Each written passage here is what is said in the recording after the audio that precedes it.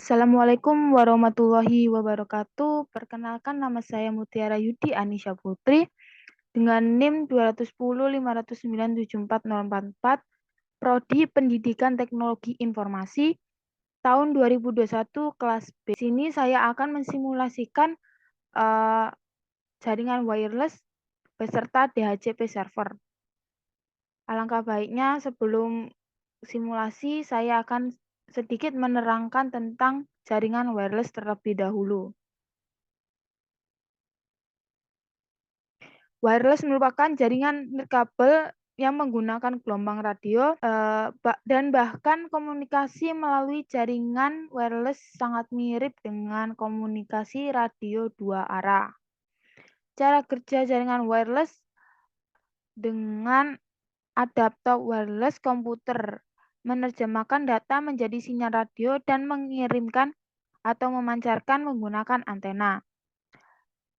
Dan yang kedua ada router wireless yang menerima sinyal dan melakukan dekode data dan mengirimkan sebuah informasi internet, koneksi kabel Ethernet dan terhubung ke komputer penerima.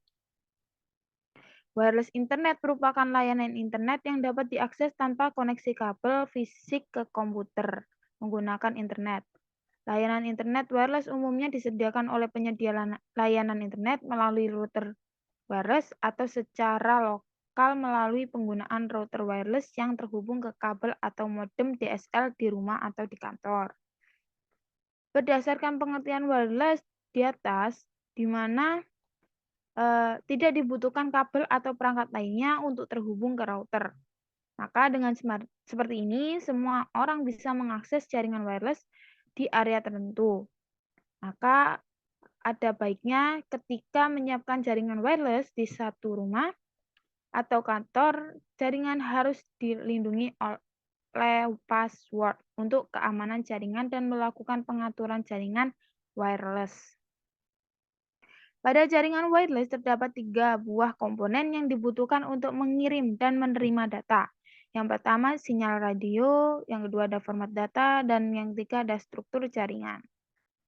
Saat akan mengirimkan data, ketiga komponen tersebut akan berfungsi sebagai alat yang merubah data digital menjadi sinyal radio. Pada saat menerima data, ketiga komponen tersebut akan berfungsi sebagai alat yang merubah sinyal radio menjadi digital. Macam-macam web keamanan jaringan wireless. Yang pertama ada WPA-PSK yang merupakan pengamanan jaringan nirkabel dengan menggunakan metode WPA-PSK jika tidak ada autentikasi server yang digunakan. Dengan demikian, access point dapat dijalankan dengan mode WPA tanpa menggunakan bantuan komputer lain sebagai server. Cara konfigurasikannya juga cukup sederhana. Perlu diketahui bahwa tidak semua access point akan mempunyai fasilitas yang sama dan tidak semua access point menggunakan cara yang sama dalam mendapatkan share key yang akan dibagikan ke klien. Lalu yang kedua ada WEP atau Wide Equivalent Privacy atau share key yang merupakan suatu metode pengamanan jaringan nirkabel yang disebut juga dengan shared key authentication. Shared key authentication merupakan metode autentikasi yang membutuhkan penggunaan WEP. Enkripsi WEP menggunakan kunci yang dimasukkan oleh administrator ke klien maupun access point. Kunci ini harus cocok dari yang diberikan access point ke klien dengan yang dimasukkan klien untuk autentikasi menuju access point. Dan selanjutnya ada WPA atau Wi-Fi Protected Access yang merupakan suatu sistem yang dapat diterapkan untuk mengamankan jaringan kabel. Metode pengamanan dengan WPA ini diciptakan untuk melengkapi dari sistem yang sebelumnya yaitu WP. Sebagai ganti dari sistem WP, WPA mengimplementasikan layer dari IEE, yaitu layer 802.11i Dan nantinya WPA akan lebih banyak digunakan pada implementasi keamanan jaringan nirkabel. WPA didesain dan digunakan dengan alat tambahan lainnya seperti PC. Fungsi dari PC ini dikenal dengan istilah authentication server yang memberikan key atau kunci yang berbeda kepada masing-masing klien dari suatu jaringan nirkabel yang menggunakan access point sebagai media sentral komunikasi seperti jaringan WEP. Metode enkripsi dari WPA ini juga menggunakan algoritma RC4. Adapun frekuensi Wi-Fi. Pada umumnya sinyal Wi-Fi pada saat ini dibagi menjadi sinyal Wi-Fi dengan frekuensi 2.4 GHz dan juga 5 GHz. Dengan frekuensi tersebut bisa membantu untuk mendapatkan sinyal yang baik dan kuat saat mengakses internet. Yang pertama, frekuensi 2.4 GHz atau 2400 MHz yang merupakan frekuensi atau sinyal yang sudah sejak lama yang kita gunakan pada umumnya. Dengan usia yang sudah lama, gelombang ini adalah bisa disebut dengan area bebas, di mana nyaris semua perangkat wireless memakai frekuensi ini. Contohnya pada perangkat remote control TV, remote control mainan, dan lain-lain. Sinyal frekuensi ini mempunyai daya cakupan yang lebih luas dan sinyal yang lebih kuat. Tetapi frekuensi ini sudah terlalu banyak penggunanya sehingga kadang menyebabkan gangguan. Selanjutnya ada frekuensi 5 GHz yang merupakan teknologi yang lebih baru sebagai jawaban terhadap banyaknya pemakaian frekuensi 2.4 GHz. Selain itu, saat ini perangkat yang telah mendukung frekuensi ini masih belum sebanyak perangkat yang memakai frekuensi 2.4 GHz. Tetapi frekuensi yang lebih kuat ini mempunyai kekurangan di daya cakupan yang lebih pendek. Bila mana sambungan Wi-Fi Anda lebih langsung mengarah seperti tidak terhalang bangunan dinding atau lantai, atau layaknya wireless MiFi yang bisa dibawa kemana-mana dan selalu ada di dekat perangkat yang memerlukan, akan lebih bagus apabila Anda memakai sinyal 5 GHz ini. Oke, kita coba langsung ke simulasinya. Yang pertama, dalam percobaan ini, kita akan mensimulasikan jaringan wireless bridge dengan menggunakan metode autentikasi keamanan dan tanpa metode autentikasi keamanan. Untuk akses point 1, akan menggunakan autentikasi keamanan WPA2 PSK, sedangkan untuk akses point 2 tanpa autentikasi keamanan. Sedangkan untuk setting IP-nya menggunakan site static. Kita bisa lihat di gambar ini. Lalu selanjutnya kita setting AP1 pada port 1 dengan SSID sama dengan AP1, channelnya ini 6, dan metode autentikasi keamanannya WPA2 PSK dengan password 1-8. Selanjutnya kita juga setting AP2 pada port 1 dengan SSID AP2 dengan channel 6 tanpa menggunakan metode keamanan disable. Oke, kita coba buka Cisco. Kita klik AP1. Nah, kita buka config, buka port 1.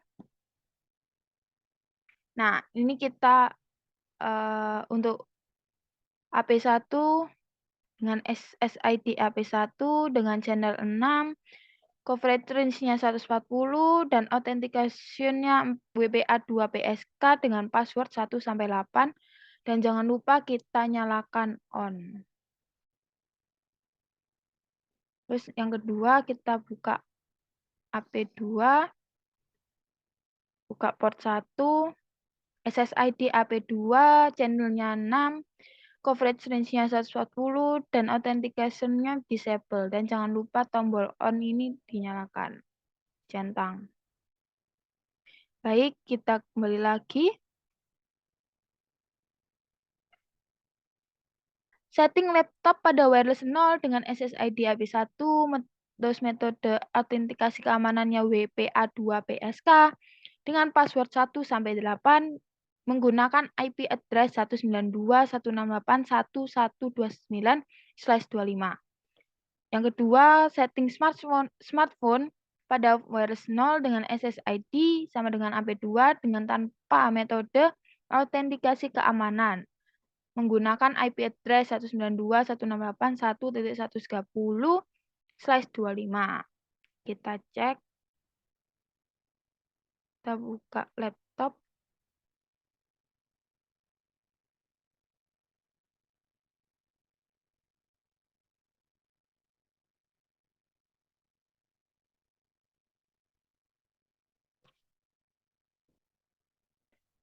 Buka config, kita wireless 0. Nah, ini SSID-nya sudah AP1. Lalu authentication WPA2 PSK dengan passwordnya 1-8. Dan jangan lupa kita masukkan IP configuration static 192.168.1.129 dan subnet max-nya seperti ini. Jangan lupa juga ini tombol on dicentang. Jika sudah, kita beralih ke smartphone.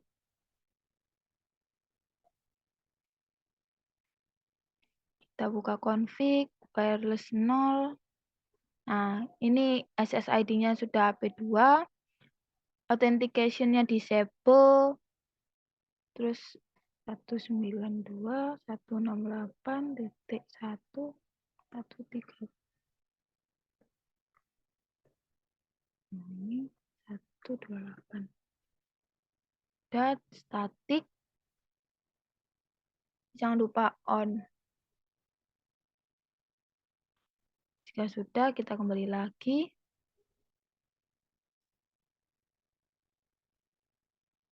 Untuk mengetes bahwa laptop sudah terkoneksi dengan smartphone, kita jalankan perintah ping dari laptop ke smartphone. Ini kita buka ini, laptop, masuk ke desktop, terus command prompt. Kita coba ping 192.168.1.130 yang merupakan IP dari smartphone. Kita enter. Nah, kita bisa lihat hasil dari ping tadi.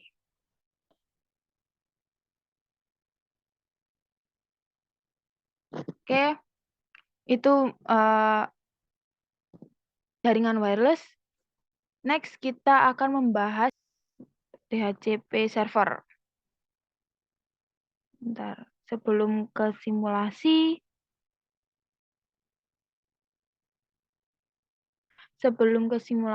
kita akan sedikit, saya akan menjelaskan sedikit tentang DHCP server itu.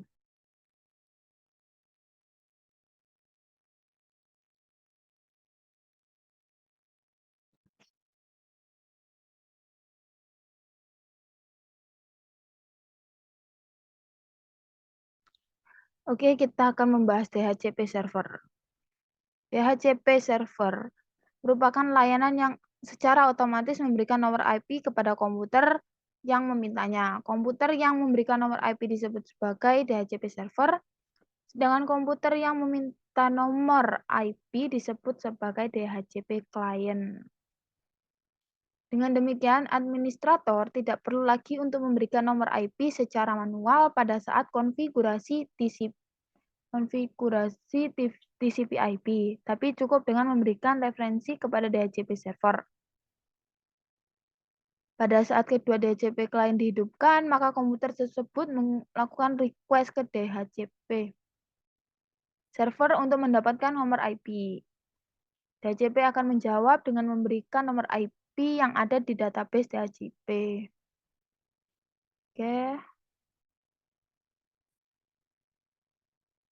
Cara kerja DHCP server ada 4 tahapan proses untuk memberikan konfigurasi nomor IP. Jika klien memiliki NIC lebih dari 1 dan perlu nomor IP lebih dari 1, maka Proses DHCP dijalankan untuk setiap adaptor secara sendiri-sendiri. Ada DHCP Discover yang merupakan klien meminta nomor IP ke server atau broadcast mencari DHCP server. Yang kedua ada DHCP Over yang merupakan DHCP server yang bisa satu atau lebih server jika memang ada dua atau lebih DHCP server yang mempunyai nomor IP dan memberikan penawaran ke klien tersebut. Selanjutnya ada DHCP Request. Klien memilih penawaran DHCP server yang pertama, diterima dan kembali melakukan broadcast dengan message menyetujui peminjaman pada DHCP server. Yang terakhir ada DHCP Acknowledgement. DHCP server yang memang memberikan jawab. DHCP Acknowledgement.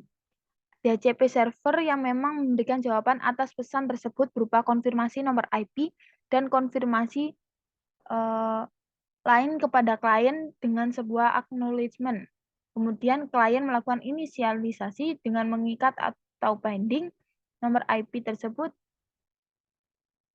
dan klien dapat bekerja pada jaringan tersebut.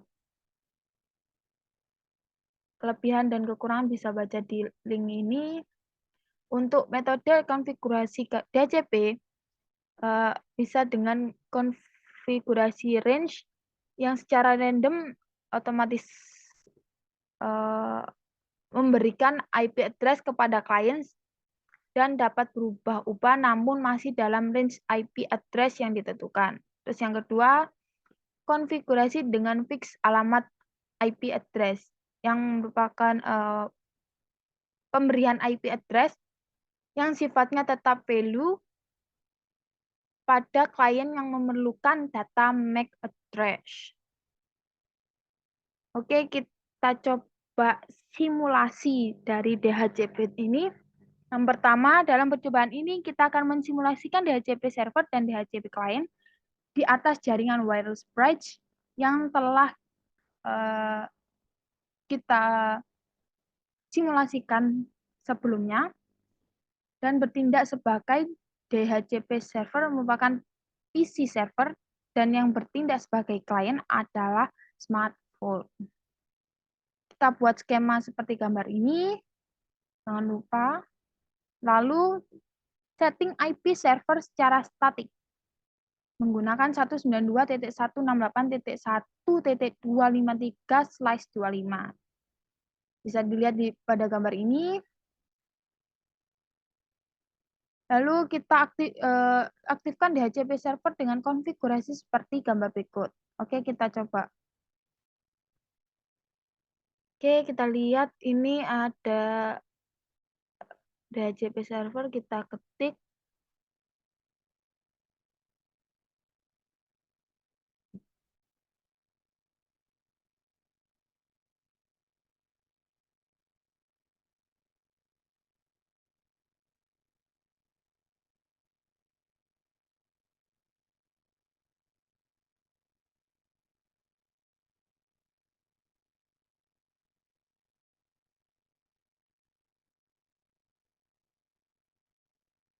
Kita buka bus Ethernet 0 DHCP. Nah, kita setting IP configuration-nya static dengan menggunakan IP address 192.168.1.253 dengan subnet mask yang ini. Dan jangan lupa kita on-kan. Udah, selanjutnya kita buka service pada DHCP server. Oke. Kita buat service. Nih, kita klik DHCP. Service-nya on dengan menggunakan full name server pool. Default gateway-nya 192.168.1.254.